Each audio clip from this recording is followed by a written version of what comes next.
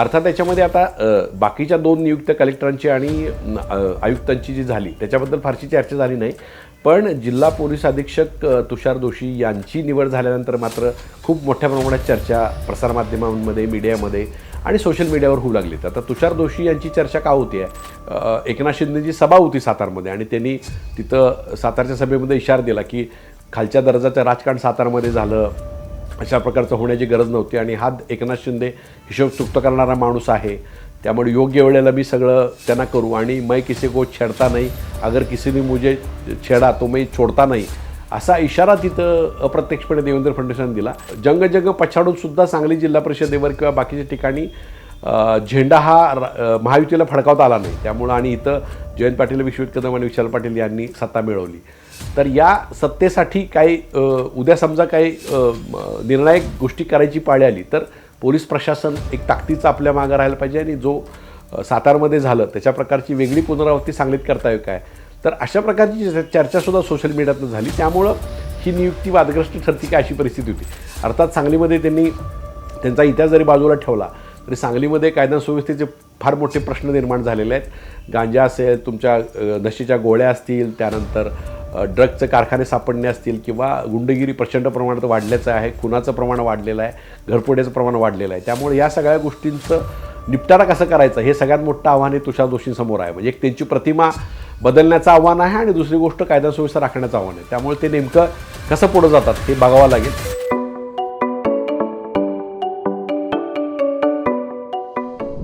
नमस्कार, मी हनुमंत मोहिते, हनुमंत मोहिते .सुनेरा या माझ्या यूट्यूब चॅनलवर आपल्या सर्व प्रेक्षकांचं स्वागत आहे. सांगलीमध्ये जिल्हाधिकाऱ्यांची बदली झाली, महापालिका आयुक्तांची बदली झाली आणि त्यानंतर जिल्हा पोलीस प्रमुखांची बदली झाली. तर ज्या वेळेला चंद्रकांतदादा पाटील यांनी एका खाजगी भेटीदरम्यान सांगितलं होतं की यावेळेला जिल्ह्यामध्ये प्रशासकीय कारभार आता बदलतो आहे. त्यामुळं आणि त्यांच्या वक्तव्यानंतर थोड्या दिवसानंतर जिल्हाधिकारी अशोक काकडे यांची बदली झाली, त्यांच्या जागी मैनाक घोष आले. त्यानंतर महापालिका आयुक्त सत्यम गांधी यांची बदली झाली, त्यांच्या जागी संज्योती मोहपात्रा म्हणून आल्या. त्यानंतर आणि सांगलीचे जे जिल्हा पोलीस अधीक्षक होते संदीप घुगे त्यांची बदली होऊन त्यांच्या जागी तुषार दोशी यांची नियुक्ती झाली.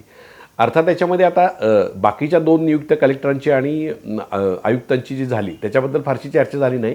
पण जिल्हा पोलीस अधीक्षक तुषार दोशी यांची निवड झाल्यानंतर मात्र खूप मोठ्या प्रमाणात चर्चा प्रसारमाध्यमांमध्ये, मीडियामध्ये आणि सोशल मीडियावर होऊ लागली. आता तुषार दोशी यांची चर्चा का होती आहे तर सर्वसामान्य बदली होत असतात. जवळजवळ त्यांच्याबरोबर 8 ते 9 जिल्हा पोलीस अधीक्षकांच्या बदल्या झालेल्या आहेत. पण तुषार दोशी यांची कारकीर्द ही फार वादग्रस्त राहिलेली आहे किंवा त्याची समाज माध्यमातून आणि माध्यमातून चर्चा झालेली आहे. ज्या वेळेला मनोज जरांगे पाटील यांचं मोठं मराठा आंदोलन ज्या वेळेला तिथं झालेलं होतं त्यावेळेला ते आंदोलन फारसं कोणाला दखल पण कोणी मीडियाने घेतलेली नव्हती. पण ज्यावेळेला तिथं एक लाठीमार झाल्यानंतर मात्र तिथं देवेंद्र फडणवीसांच्या विरोधात एक लाट तयार झाली आणि मराठा समाजानं एक मोठं आंदोलन जरांगे पाटील यांच्या नेतृत्वाने उभा केलं. तर हे आंदोलन जे उभं राहिलं ते ज्यांच्या लाठीमारानंतर हे आंदोलन उभं राहिलं ते अधिकारी तिथले म्हणजे तुषार दोशी. त्यामुळे तुषार दोशींच्या लाठी हल्ल्यामुळं ते आंदोलन मोठ्या प्रमाणात उभारलं. म्हणजे तत्पूर्वी ते आंदोलन फक्त एका छोट्या मर्यादित विभागापुरतं होतं. पण ज्या अर्थी तिथं लाठी हल्ला झाला तिथं महिलांना फार मोठ्या दुखापती झाल्या, त्याचे व्हिडिओ व्हायरल झाले. त्यानंतर मात्र संपूर्ण मराठा समाजामध्ये महाराष्ट्रात एक संतापाची लाट उभी राहिली आणि त्यानंतर मात्र जो समाज मनोज जरांगे पाटील यांच्या मागं उभा राहिला तो लाखोंच्या संख्येने उभा राहिला आणि याचा उद्रेकाची ठिणगी आहे ही तुषार दोशींच्या लाठी हल्ल्यामुळे झालेली होती. आता त्यावेळेला नेमका त्यांना कुणी आदेश दिला, कुणी फोन केला, कुठल्या अधिकाऱ्यांनी फोन केला याच्या खूप चर्चा वितरण झाली. त्यांची बदलीही त्यानंतर झाली त्या सगळ्या गोष्टीवरून. पण त्यातनं जे चर्चेतनं अधिकारी आले ते तुषार दोशींचं फार मोठी चर्चा त्यावेळी झाली आणि त्यावेळेला मग तिथं शरद पवार भेटले, त्यानंतर रोहित पवार भेटले आणि बरंचसं सगळं आपल्याला माहिती आहे तो इतिहास सगळा तिथं झाल्यानंतर. त्यानंतर दुसरा एक इन्सिडेंट त्यांचा तुषार दोशींचा आहे तो सातारमध्ये न भूतो न भविष्यते अशी घटना तिथं घडली की पालकमंत्री तिथले शंभूराज देसाई आणि तिथले मदत पुनर्वसन मंत्री आहेत मकरंद आबा पाटील यांना पोलिसांकडून धक्काबुक्की झाली आणि तिथं एक किडनॅपची एक अपहरणाची केस दाखल झाली आणि त्या अपहरणाच्या केससाठी 2 सदस्यांना मतदान न करून देण्याचा प्रकार झाला.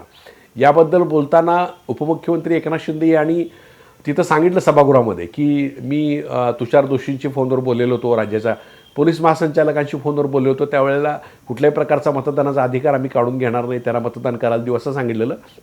पण तिथं चक्क पालकमंत्र्यांना धक्काबुक्की करण्यापर्यंतची मदत झाली आणि त्यांनी सगळा वृत्तांत कथन सगळ्या मीडियासमोर केला, विधानसभेत केला. त्यानंतर तुषार दोषींच्या निलंबनाचा निर्णय हा सभागृहात तिथं बसलेल्या व्यासपीठावरच्या उपसभापती नीलम गोरी यांनी घेतला आणि त्यानंतर राज्यात खळबळ उठली. आणि त्यानंतर मात्र मग देवेंद्र फडणवीसांनी तुषार दोषींना पाठीशी घातला असं मराठा आंदोलकांचा आरोप होता, त्याच पुन्हा एकदा देवेंद्र फडणवीस त्यांच्या मतीला धावून आले आणि ते निलंबन चक्क रद्द झालं. म्हणजे फ्लोअरवरून उपसभापतींनी सभापती म्हणून घेतलेला निर्णय हा रद्द होण्याची ऐतिहासिक घटना घडली. आणि असं काय ब्रह्मवाक्य नसतं असं स्वतः मुख्यमंत्र्यांनी सांगितलं. म्हणजे याचा अर्थ तुम्ही फ्लोअरवरून दिलेल्या आदेशाला काय अर्थ नसतो अशा प्रकारचं भूमिका झाली, महाराष्ट्रात एक चर्चा झाली. आणि त्यानंतर मात्र ते निलंबन कुठलाच विषय त्या निलंबनाबद्दल झाला नाही आणि त्याच्याबद्दलचा निर्णय हा सभापती राम शिंदे यांनी रद्द केला. त्यानंतर तुषार दोषी यांना सक्तीचं रजेवर पाठवण्याबद्दल चर्चा झाली, पण प्रत्यक्षात नंतर असं निष्पन्न झालं की त्यांची रजा आहे अर्जित रजा होती, त्यामुळे ते सुद्धा झालं नाही. या दोन्ही प्रकरणामध्ये मुख्यमंत्री आणि गृहमंत्री म्हणून देवेंद्र फडणवीस त्यांच्या मागे ठाम उभे राहिले अशा प्रकारची चर्चा झाली. मध्यंतरी फलटणमध्ये एका डॉक्टर संपदा मुंडे हिचं आत्महत्येचं प्रकरण झालं, त्यावेळेला पोलिसांनी त्रास दिला आहे, तिथल्या संबंधित लोकांनी त्रास दिला असा आरोप झाला. पण तुषार दोषी आणि रुपाली चाकणकर यांनी त्या मुलीच्या चारित्र्याबद्दलच काही चर्चा घडवून आणल्यामुळे त्याचीही चर्चा जोरदार प्रसारमाध्यमातून झाली. त्यामुळं आणि ज्या वेळेला बदली झाली त्यावेळेलासुद्धा काही पोलीस अधिकाऱ्यांच्या बदल्या ह्या तुषार दोषींनी केल्या अशा प्रकारची चर्चा तिथं झाली. त्यामुळं अशा प्रकारचे अधिकारी नेमकं तिथं ज्या वेळेला एकनाथ शिंदेची सभा होती सातारमध्ये आणि त्यांनी तिथं सातारच्या सभेमध्ये इशारा दिला की खालच्या दर्जाचं राजकारण सातारमध्ये झालं, अशा प्रकारचं होण्याची गरज नव्हती आणि हा एकनाथ शिंदे हिशोब चुकता करणारा माणूस आहे, त्यामुळे योग्य वेळेला मी सगळं त्यांना करू आणि मैं किसी को छेडता नाही, अगर किसी ने मुझे छेडा तो मैं छोडता नाही असा इशारा तिथं अप्रत्यक्षपणे देवेंद्र फडणवीसांनी दिला. आणि त्यानंतर तुषार दोषींची बदली सांगली झाली.